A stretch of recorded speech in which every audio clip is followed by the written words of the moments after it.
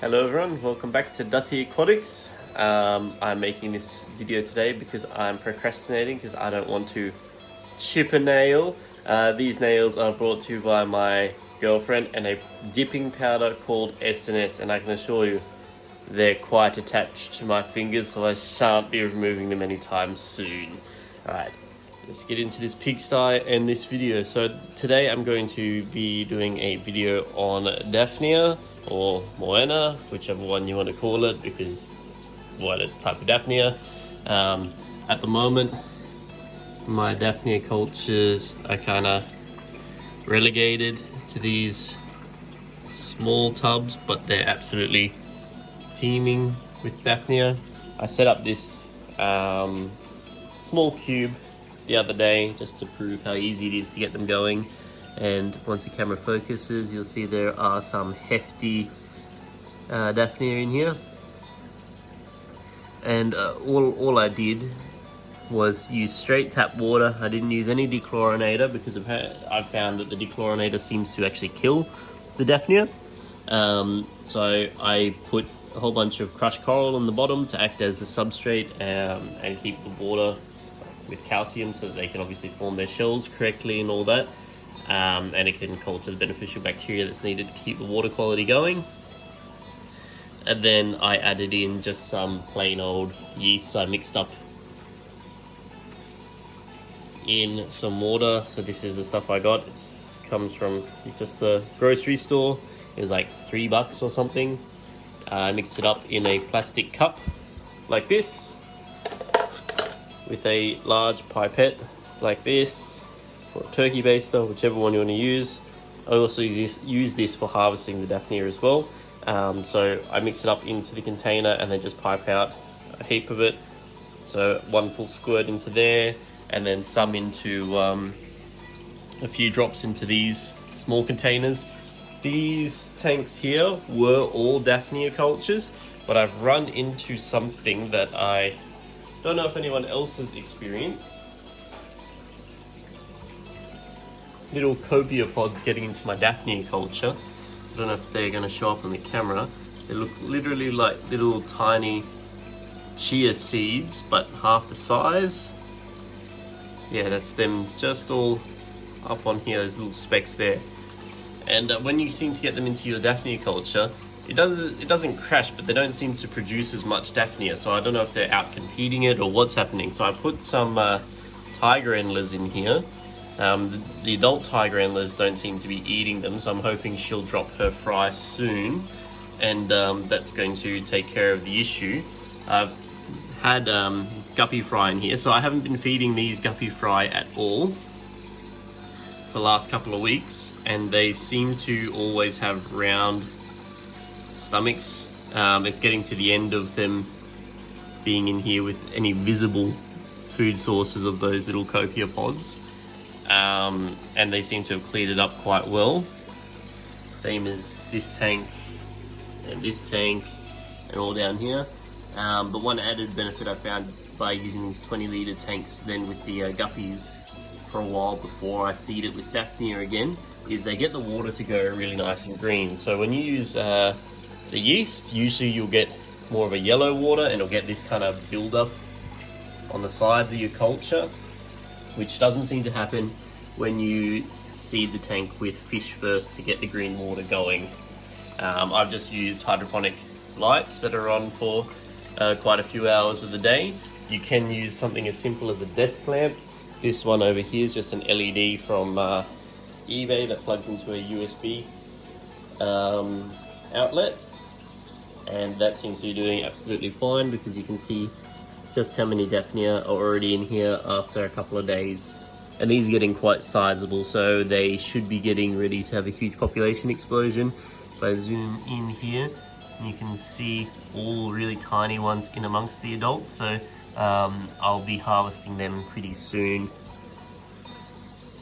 I'll show you the culture I've got outside as well. My culture outside. The water in here was green. Now it's kind of gone clear, like a cloudy clear. And I'm gonna have to actually start feeding the culture in here. I don't know if the reflection of the water's gonna stop being able to see. but in this corner there's quite a few Daphnia. So they do really well outside. If you've got, so this is a dirted tub, so I've got sand on the top and then I've got potting mix underneath, and they do really well in that sort of setup. They don't like heat, so if you've got your Daphnia culture in the full sun, you'll probably find that they're going to die back quite a bit. These ones being in the shade, they will last all year and be absolutely fine. I've got cherry shrimp in these tubs, but I will be seeding them with more Daphnia as well, just because I can't keep up with the amount of Daphnia my fish actually want to be eating. So eventually, these ones I won't use for Daphnia because you can see these are growing out. They're going to create quite a bit of shade for there, and it's not going to culture enough algae, and I'm going to have to be feeding them all the time. Whereas these ones will get enough sun that they will culture algae, but they will on occasion require me to manually feed them as well, because I've let the population get so large in there.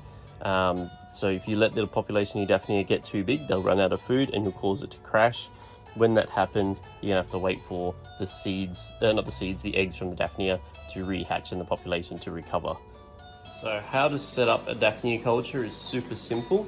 You can do it in something as small as a fighting fish tank, or even just a bucket like this, a 20-litre tank like that. Even Chinese takeaway containers will work, but you'll need to monitor them more often because they will crash the fastest. It's as simple as just adding water, adding some crushed coral substrate, adding some yeast and putting a Daphnia in there, done. You generally won't need to have an air stone in there unless you've got a very big culture. And you also won't need a heater because they are more tolerant of the cold than they are of the heat. So the most important thing in terms of electronics for it, if you're having your culture inside, is a light going over the top of it. If you're having your culture outside, I recommend having some form of really fine mosquito netting going over there, because otherwise you're going to get stuff like sand flies and mosquitoes laying eggs in there. Then you're going to end up with mosquito larvae and bloodworm in your culture, which in itself isn't that bad because of course your fish are going to eat it, but they will also outcompete your Daphnia, and then other things will get in there and it'll just make a mess of your culture. And I usually find you can run into more problems with the culture outside than you do with one inside if you're trying to produce a lot of it to feed really small fry. So these are neon red blue eyes, and their fry, so each one of these females will lay 2 or 3 eggs a day, and the fry when they hatch out are absolutely tiny. I mean, anyone who's bred rainbow fish will know the rainbow fish fry are absolutely tiny, and sometimes feeding them can be an absolute pain because if you're not home to maintain a strict feeding with like a powder food or something, you can just lose fry so quickly. So there's a really easy way to do it with using Daphnia and a small like fry rearing tank. So I hatch my eggs from my rainbow fish in a container like this with the methylamine blue, and I pipe out the babies with like a little turkey baster, or even something as small as this for the newly hatched rainbow fish fry. And if I had one of these tanks with no fish in there and just with the Daphnia culture, I would put the fry into this tank, because the Daphnia that are newly hatched or newly born are absolutely tiny. You can barely see it with your eyes. They're small enough for the fry of the rainbow fish to be able to eat them, and you can leave your rainbow fish fry in here until you've seen them turned into an actual fish, not like a wiggling little eyelash. And as long as you're seeing Daphnia still in the tank, they'll be fine. You won't need to worry about feeding them. As soon as you're looking at the tank and you can't see active Daphnia around there, and you can see little eyelashes that have turned into something resembling an actual fish now, then you can start feeding them properly, like either baby brine shrimp or whatever you're going to be feeding them, because they'll be big enough to take that food. And that's been the lazy man way I found of raising up them using Daphnia. You can use, I don't have any in here, I used to have a trundle box, that you ones that slide under your bed. Oh, actually no, I do have one here. So one of these, you just buy them from like Kmart or wherever, and you can use that for raising out your Daphnia. You can even set it up for your Daphnia, put the water in there, and then chuck some cherry shrimp in there. Cherry shrimp and Daphnia seem to go quite well together. Even add in some Java moss in there, and then get your culture Daphnia going with your cherry shrimp. And the cherry shrimp, I think, will probably be better at eating these little copepod things, because I've got some cherry shrimp in here and I don't have the copepods that were in here in this tank, but I had a different form of swimming thing that wasn't Daphnia.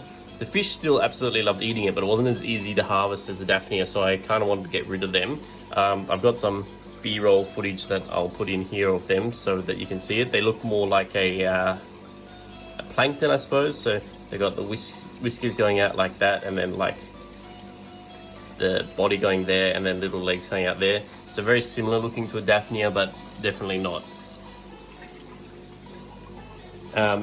With the Daphnia as well, regular harvesting is very important. If you don't harvest your Daphnia regularly, you'll crash your culture, then you've got to wait for it to reappear. So a lot of people will have their culture crash on them, and they've probably either been too scared to harvest enough or anything like that.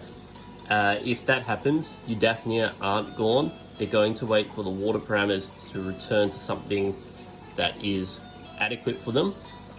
Then all those eggs that they laid are going to hatch again. So if you've ever gone to like a dry riverbed and then you found like a log or something that looked really cool and you wanted to have it in your fish tank, and you didn't like wash it off 100%, or you had it soaking just so it could get waterlogged and release the tannins or whatever, then you notice a whole bunch of Daphnia in there. It's because the Daphnia laid their eggs into the soil. So I've had stuff outside the river stones here that every rental property has outside their laundry. The landscapers or the homeowners opt for the cheapest thing, which is river stones. They get put down there. We had jack of it at our house, so we dug them all up, and I thought instead of like burying these stones in the garden, what I did is I used them in the bottom of some of my fish ponds, and then in a few weeks every one of those ponds that had those river stones in there was absolutely chock-a-block full of Daphnia, and it was the best breeding I ever got from my guppies. If I had been smarter back then, I would have had saved those ponds as actual cultures, because I would have had enough to feed my fish room and then some. But yeah, so they are a lot hardier than you think they would be. So if you have your culture crash, don't worry, don't throw it out and think, oh, I hate Daphnia, it's never going to work, blah, blah, blah, blah, blah. It'll be fine. Everything just takes time. No one gets it the first time. Just like let the water parameters return, and then Daphnia will come back. An easy way of doing that is actually to do a 50% water change. But when you do that, obviously don't use the siphon, because if you siphon out from the bottom, you're going to suck out all the eggs and then nothing's going to come back. Just get a container like that, or however big your relative to your vessel is, and then scoop out the water from the top and then pour it out somewhere, and then top it up with fresh tap water, and that should stimulate them to hatch and come back. But they're going to be really tiny Daphnia that come back, even smaller than all the ones that are in the corner there. So you're going to have to wait a while before you actually see visible movement. And then when you see some starting to come back, get a small container and put some of them just in a small container as a backup, so in case anything happens again. So that's the easiest thing to do, is just have a small container somewhere with a backup. You don't need many, like 5 Daphnia, and that'll turn into 1 million in a few days or a week or so. And that's the easiest way of maintaining a backup for your main culture. Once you're confident with them and you've got them going great guns, then you don't even need to worry about that. You just harvest and feed your fish. Another good way of harvesting your Daphnia is to get like a little container and scoop out from the top, because the Daphnia will be attracted to the top area of the water, and then as you disturb the top of the water, what happens is the Daphnia will then go from being at the top, they'll dive down, but there'll still be a heap at the top when you've got a really good culture.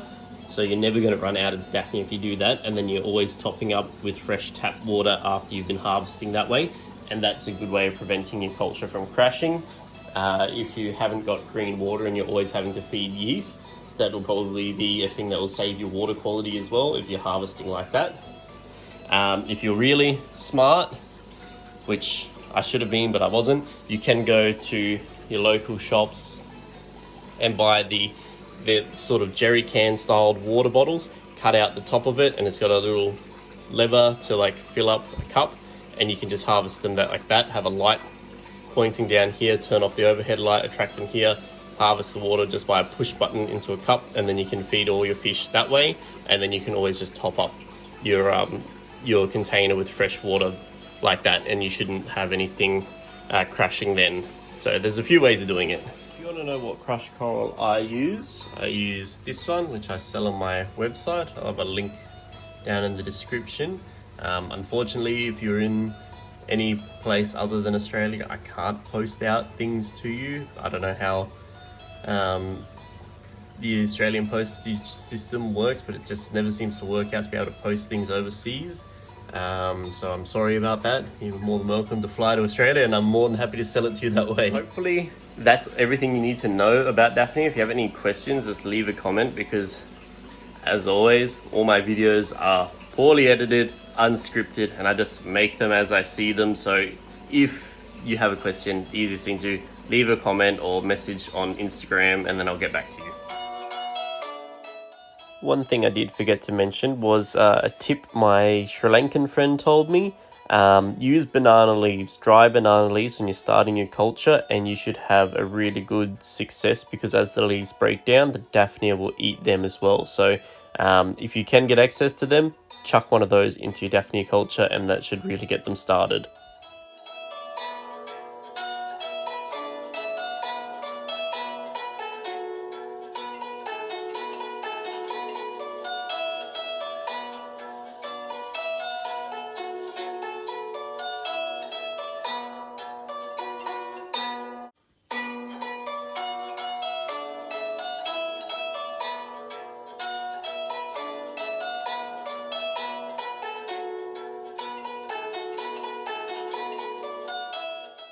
These are the non-Daphnia things that I were talking about being in my other cultures. The fish still loved them, but they weren't as easy to harvest.